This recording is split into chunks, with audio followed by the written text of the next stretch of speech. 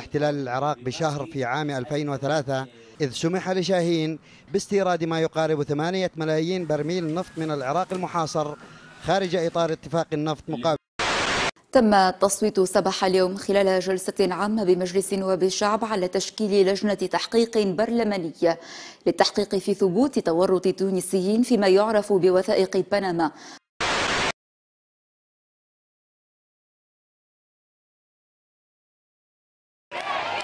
تجمهر الآلاف أمام البرلمان الحكومي لمدينة ريكيافيك في أيسلندا لمطالبة رئيس الوزراء الحالي بالاستقالة.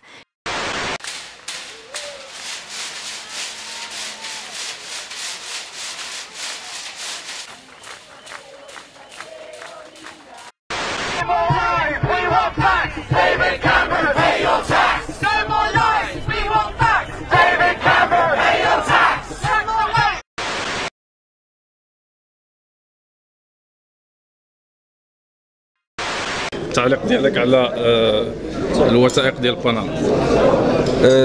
كما سبق أن قلت اليوم في الندوة الصحفية لا أتوفر على معطيات بخصوص تحقيق حول الموضوع.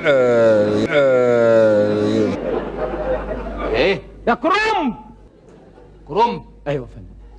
يعني ايه كرومب دي يا استاذ؟ معناها ايه كرومب دي؟ انا عارف يا اخويا، مش انت الحكومه عارفين كل الكلام؟ يا خرنج ايوه قال لك ايه؟ قال لي يا خرنج.